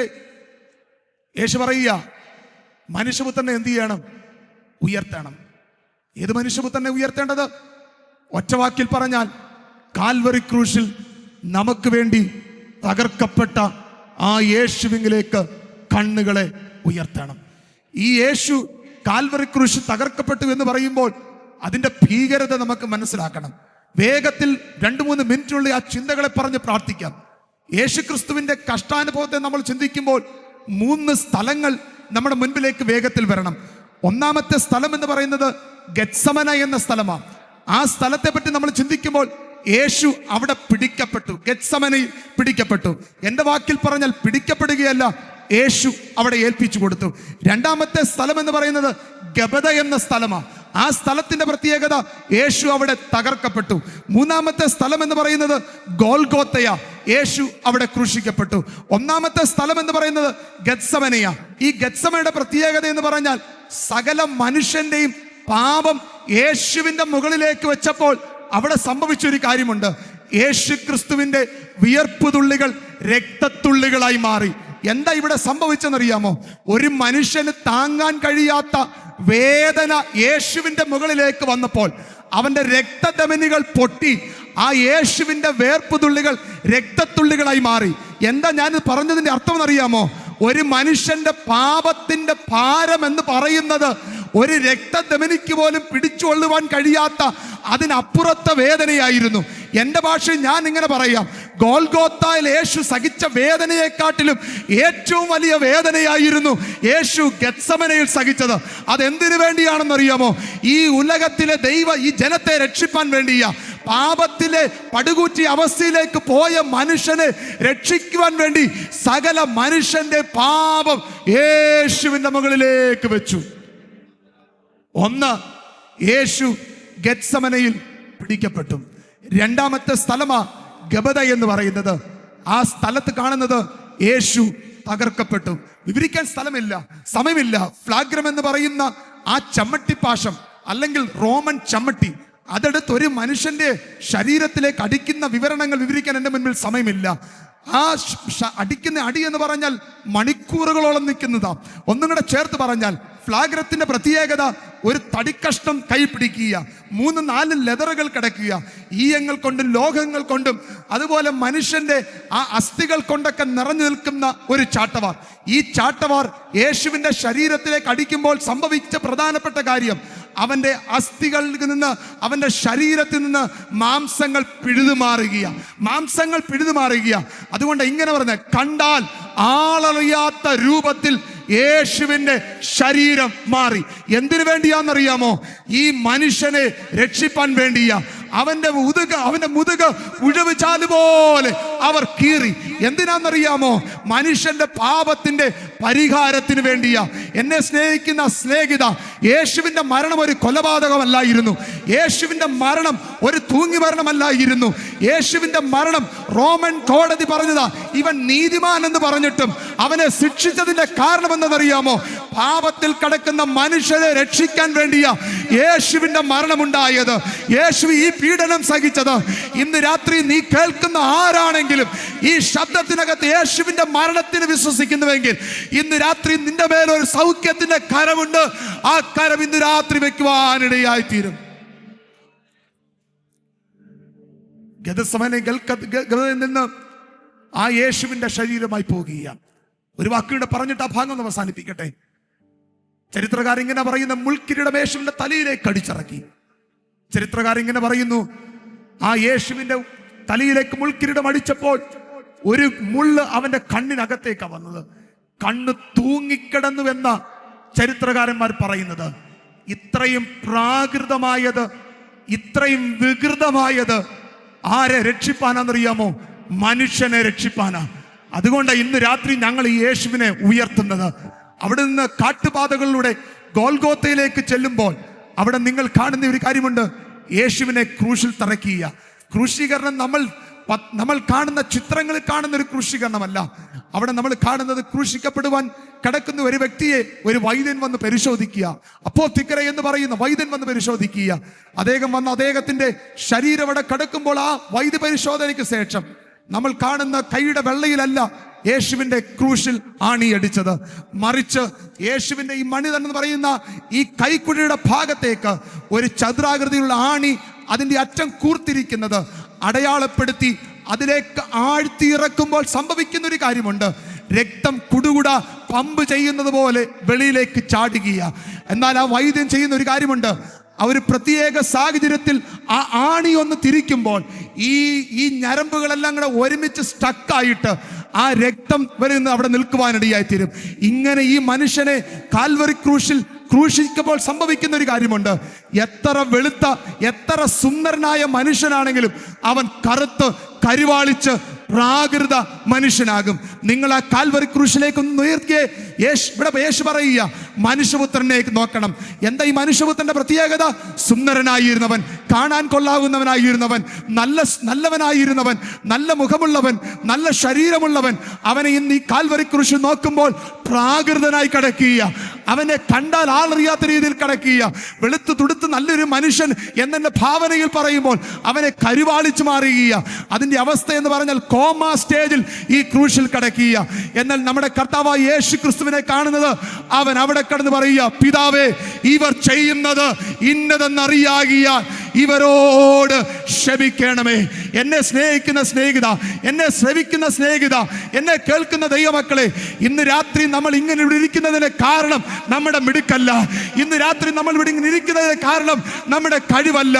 നമ്മെ സുന്ദരനാക്കാൻ, നമ്മെ ദൈവത്തോട് അടുപ്പിക്കാൻ, നമ്മുടെ പാപത്തെ ക്ഷമിക്കാൻ നമുക്ക് വേണ്ടി വിരൂപമായ ഒരു നസ്രയനായ യേശു, ഇന്ന് രാത്രി ആ യേശുവിന്റെ സാന്നിധ്യം, ഓ ഹല്ലേലൂയ, ഹല്ലേലൂയ, ഇന്ന് രാത്രി ആ സാന്നിധ്യം അനുഭവിക്കുന്ന ദൈവമക്കൾ ഇന്ന് രാത്രി ആത്മാവിൽ ദൈവത്തെ സ്തുതിക്കട്ടെ.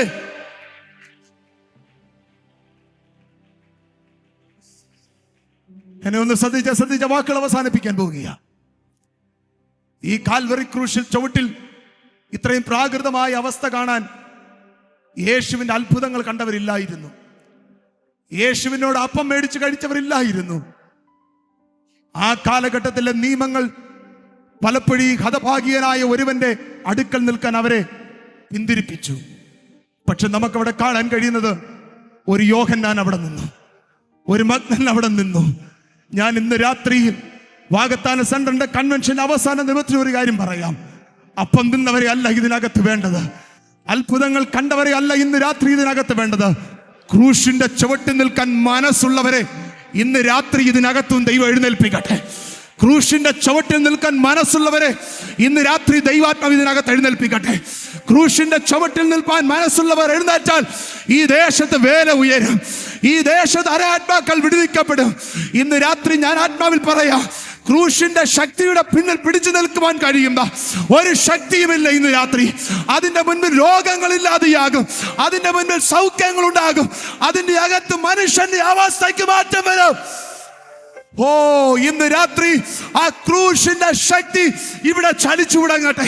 ഇന്ന് രാത്രി യേശുവിന്റെ നാമം ഇതിനകത്ത് ചലിക്കട്ടെ. ഓ, രക്തത്താൽ ജയം, രക്തത്താൽ ജയം, രക്തത്താൽ ജയം. ഇങ്ങനെ പ്രാകൃതനായി കിടക്കുന്ന മനുഷ്യൻ പറയുക, പിതാവേ, ഇവർ ചെയ്യുന്നത് എന്നതാ, ഇവരോട് എന്ത് ചെയ്യണമേ? വീണ്ടും ജനിക്കാൻ ഒറ്റ മാർഗ്ഗമേ ഉള്ളൂ, ഈ യേശു അകത്ത് വരണം, ഈ ക്രൂശിന്റെ ശക്തി അകത്ത് വരണം. ഇന്ന് രാത്രി എന്നെ കേൾക്കുന്ന ദൈവമക്കളോട് ഒരു കാര്യം പറയാം, ക്രൂശിന്റെ ശക്തി എവിടെ ചലിക്കുന്നോ ആ ദേശത്തെ ദൈവാത്മ പിടിച്ചു കുലുക്കും. ക്രൂശിന്റെ ശക്തി എവിടെ ചലിക്കുന്നോ അതിന്ന് രാത്രി സൗഖ്യമുണ്ടാകും. ഇതിനകത്ത് ഞാൻ ആത്മാവിൽ പറയാം, ആ യേശുവിന്റെ രക്തം ഇതിനകത്ത് ചലിക്കുമ്പോൾ, ക്രൂശിന്റെ ശക്തി ഇതിനകത്ത് ചലിക്കുമ്പോൾ, നാളുകളായി മാറാത്ത വിഷയങ്ങൾ ഇന്ന് രാത്രി യേശുവിന്റെ നാമത്തിൽ മാറുകയാ. പാപത്തിന്റെ പരിണത ഫലത്തിൽ കിടക്കുന്നവർ ഇന്ന് രാത്രി യേശുവിന്റെ ശക്തി ചലിക്കുക, ഇന്ന് രാത്രി ക്രൂശിന്റെ ശക്തി ചലിക്കുക. അത് വിശ്വസിക്കാൻ കഴിയുന്നവർ ആത്മാവിൽ പറയത്താവേ, ഇന്ന് രാത്രി ആ ശക്തിയുടെ വ്യാപാരം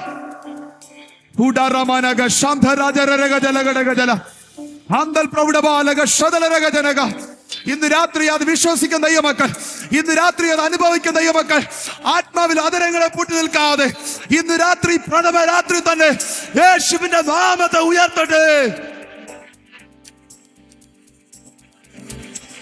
യെസ്, ഇന്ന് രാത്രി പരിശുദ്ധാത്മാവിനെ ചലിക്കട്ടെ, ഇന്ന് രാത്രി പരിശുദ്ധാത്മാവിനെ ചലിക്കട്ടെ, ഈ പ്രഥമ രാത്രി പരിശുദ്ധാത്മാവ് ചലിക്കട്ടെ. ക്രൂശിന്റെ ശക്തി ഇന്ന് രാത്രി ചലിച്ചു വിടങ്ങട്ടെ. ഹസ്തഗന്ധന റവൽ പ്രൗഢമാനക, നാളുകളായി മാറാത്തത്, നാളുകളായി കൊഴിയാത്തത് ഇന്ന് രാത്രി യേശുവിന്റെ ശക്തിക്ക് മുന്നിൽ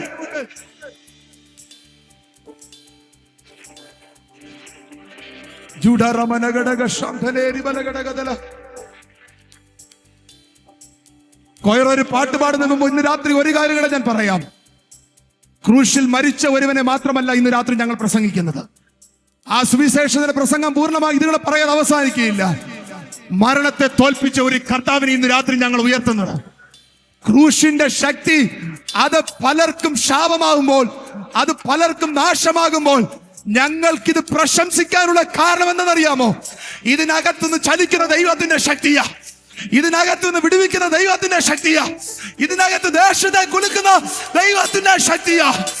ഓ ശബരബലഘടക, യേശുവിന്റെ നാമത്തിൽ ഇന്ന് രാത്രി ഒരറ്റം മുതൽ അങ്ങേ അറ്റം വരെ ശക്തി ചലിക്കട്ടെ.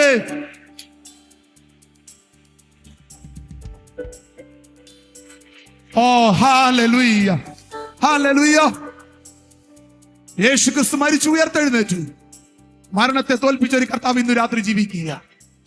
ഒരു പ്രത്യാശയുടെ പറഞ്ഞിട്ട് അവസാനിപ്പിക്കാം. അതിന് രണ്ടാം ഭാഗം ഇങ്ങനെ, ആ രണ്ടാം ഭാഗം ഇങ്ങനെ, അവിടെ നിന്ന് ഞങ്ങളുടെ രക്ഷിതാവ് വേഗം വരും. ഈ ലോകത്തിൽ നടക്കാൻ പോകുന്ന അടുത്ത ഏറ്റവും വലിയ സംഭവം എന്തെന്നറിയാമോ? ലോകത്തിലേക്ക് മനുഷ്യനെ രക്ഷയ്ക്ക് വേണ്ടി വന്ന കർത്താവ് താമസം വിനാ രാജാതിരാജാവായി വരും. ആ രാജ്യത്തിൽ നിങ്ങൾക്ക് അവകാശികളാകണമെങ്കിൽ ഈ സ്വർഗരാജ്യത്തിന്റെ പൗരത്വം നിങ്ങൾക്ക് ആവശ്യമാ. ആ രാജ്യത്തിൽ അവകാശിയാകണമെങ്കിൽ ഈ സ്വർഗരാജ്യത്തിന്റെ പൗരത്വം നിങ്ങൾക്ക് ആവശ്യമാ. അങ്ങനെയെങ്കിൽ ആ പൗരത്വം നൽകാൻ കഴിയുന്നവൻ ഇന്ന് രാത്രി യേശു മാത്രമേ ഉള്ളൂ. അതുകൊണ്ട് ചേർന്ന് പറയാം, മറ്റൊരുത്തനും രക്ഷയില്ല, രക്ഷിക്കപ്പെടുവാൻ യേശു മാത്രം. ഇന്ന് രാത്രി ആ ക്രൂശിന്റെ ശക്തി അനുഭവിക്കുന്നവർ ദൈവസനെ ചാടി എഴുന്നേറ്റാണ്. ഒരു നിമിഷം ദൈവസനെ പ്രാർത്ഥിക്കാൻ പോകുക. ഇന്ന് രാത്രിയിൽ പാട്ട് പാടുന്നതിന് മുൻപ് ഒരു നിമിഷം അതിരങ്ങളെ തുറന്നു പ്രാർത്ഥിച്ചാട്ടെ. ഇത്രയും ദൈവദാസന്മാർ ഇവിടെ നിൽക്കുക. ഞങ്ങൾ ഒരുമിച്ച് അനുഭവിക്കുന്ന ഒരു ദൈവത്തിന്റെ ശക്തിയുണ്ട്, ക്രൂശിന്റെ ശക്തിയാ. ഇന്ന് രാത്രി ആ ശക്തി നിങ്ങളുടെ ജീവിതത്തിൽ അനുഭവിക്കണമെന്നുള്ളത്, ഇന്ന് രാത്രി അതിന് വിടുതലായി മാറണമെന്നുള്ളത് ആർക്കെങ്കിലും ഇന്ന് രാത്രി പറയുന്നെങ്കിൽ, ഇന്ന് രാത്രി ആത്മാവിൽ പ്രാർത്ഥിച്ചിട്ട് പറ, കർത്താവേ അങ്ങനെയെങ്കിൽ ആ ശക്തി ഇന്ന് രാത്രി എന്റെ മേലൊന്ന് വ്യാപരിക്കണം. പ്രാർത്ഥിച്ച് ആദരങ്ങളെ തുറന്ന് പ്രാർത്ഥിച്ചേ. ആ ശക്തി ഇന്ന് രാത്രി എന്റെ മേൽ വ്യാപരിക്കണം. ഞങ്ങളെ കേൾക്കുന്ന ആരെങ്കിലും ഇന്ന് രാത്രി യേശുവിന് വേണ്ടി തങ്ങളുടെ ജീവിതത്തെ കൊടുക്കാൻ താല്പര്യപ്പെടുന്നെങ്കിൽ, നിങ്ങളുടെ അവസ്ഥയ്ക്ക് മാറ്റം വരുത്തുവാൻ കഴിയുന്ന ഒരേശു ഇന്ന് രാത്രി ഇവിടെ ഉണ്ട്. പ്രാർത്ഥിച്ച് ആദരങ്ങളെ തുറന്നൊന്ന് പ്രാർത്ഥിച്ച് വേഗത്തിൽ ചില സെക്കൻഡുകൾ ഇന്ന് രാത്രി ആ ക്രൂശിന്റെ ശക്തി ഇവിടെ നിന്ന് രാത്രി ചലിക്കട്ടെ. ആത്മാവിൽ ഹല്ലേലൂയ. Oh Jesus. കാലമെല്ലാം കഴിയും, ഇന്നു കാണുന്നതെല്ലാം അഴിയും. കാലമെല്ലാം കഴിയും, ഇന്നു കാണുന്നതെല്ലാം അഴിയും. പിന്നെ പുതുയുഗം തിരികെ വരാമെന്ന നിത്യതയും പറയും. പിന്നെ പുതുയുഗം തിരികെ വരാമെന്ന നിത്യതയും പറയും. പ്രതിഫലം തന്നിടുവാൻ യേശുരാജൻ വന്നിടുവാൻ. അധികമിനിയും നാളുകൾ നമ്മുടെയാകി തീർന്നിടുവാൻ. അധികമിനിയും നാളുകൾ നമ്മുടെയാകി തീർന്നിടുവാൻ. ദൈവിക ഭവനമതിൽ പുതുവീടുകൾ ഒരുക്കിയവൻ. ദൈവിക ഭവനമതിൽ പുതുവീടുകൾ ഒരുക്കിയവൻ. വരും മേഘമതിൽ നമ്മെ ചേർന്നിടുവാൻ നടുവാനതിൽ തരുവാൻ. വരും മേഘമതിൽ നമ്മെ ചേർത്തിടുവാൻ നടുവാനതിൽ തരുവാൻ. ഓ പ്രതിഫലം തന്നിടുവാൻ യേശുരാജൻ വന്നിടുവാൻ. അധികമിനിയും നാളുകൾ നമ്മുടെയാകി തീർന്നിടുവാൻ. അധികമിനിയും നാളുകൾ നമ്മുടെയാകി തീർന്നിടുവാൻ. ഓ അധികമിനിയും നാളുകൾ നമ്മുടെയാകി തീർന്നിടുവാൻ. അധികമിനിയും നാളുകൾ നമ്മുടെയാകി തീർന്നിടുവാൻ. Hallelujah, hallelujah, hallelujah, hallelujah, hallelujah, hallelujah. Praise the Lord.